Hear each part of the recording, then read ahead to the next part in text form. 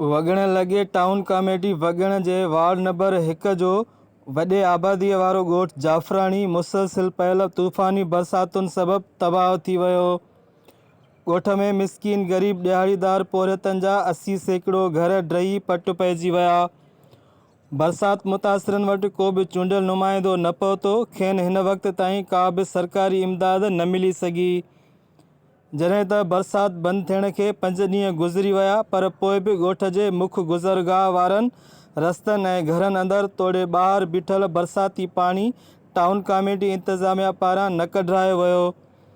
गंदगी ऐं बीठल बरसाती पाणीअ सबबि ॻोठ में गैस्ट्रो ऐं मलेरिया पिणु मुंहुं कढियो। ॻोठाणनि वटि सिहत खाते जी का बि टीम न पहुती, जॾहिं त लखें रुपया माहवार बजट हुअण बावजूद टाउन कमेटी इंतज़ामिया आवाम खे सहूलतूं ॾियण ऐं बरसात मुतासिरनि जी वहार करण में मुकमिल तौर नाकाम बणिजी वई। नुमाइंदनि जो इहो ज़ुल्म, अगर असांजा नालियूं रस्ता रिकॉर्ड ये बिल्कुल ठहियल हुजनि हा त हे 15-15 ॾींहं पाणी न बीहे हा। इहो जर करे ऐं ही जॻहियूं न ठहनि हा। उहो त असांखे नुक़सानु करोड़नि जो मिलियो आहे, पर हाणे असांखे न को जेको आहे चूंडियल नुमाइंदो, न को ऑफिसर, न DC साहब को टेंट ॾिनो आहे त ही माण्हू ही ॻोठाणा पंहिंजे बचनि खे उन टेंट जे हेठां जेको आहे ढकनि, न को राशन जो को बंदोबस्तु कयो। अफ़सोस सां त ही ॻोठ ॼण माना कंहिं हिन ॻोठ सां हर चूंडियल नुमाइंदो ऐं हर ऑफिसर माटेली माहवारो सलूक थो करे।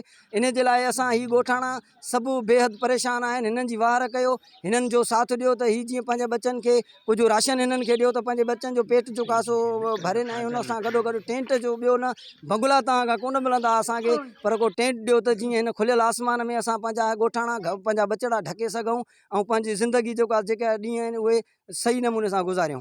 को बि न आयो आहे असां वटि, का शइ न बची आहे। ॾिसो तव्हांजे अखियुनि जे आॾो आहे, न को पाड़े को वॾिरो आयो आहे त बचूं कीअं छऊं न छऊं, कुझु बि न मिलियो आहे। न तंबू हाणे आहे का शइ, न त मथां टंगे विहूं।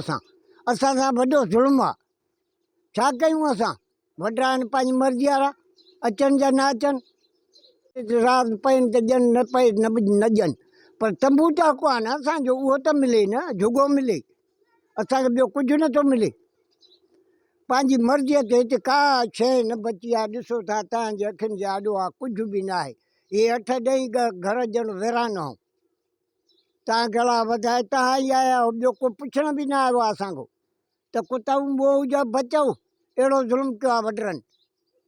वगण टाउन कमेटीअ जे ॻोठ जाफ़राणीअ में बेघर थियल मिसकीन ॻोठाणा बचड़नि समेत खुलियल आसमान हेठि वेठल गरीब ऐं मिसकीन ॻोठाणा मर्दनि ऐं औरतुनि तक जे चूंडियल नुमाइंदनि आमिर मक्सी, बुरहान खान चांडियो, DC कंबर शहजाद कोट समेत टाउन कमेटी इंतज़ामिया खे अपील कई आहे त खेनि खाइण लाइ राशन ऐं टेंट ॾेई संदन वाहौर कई वञे।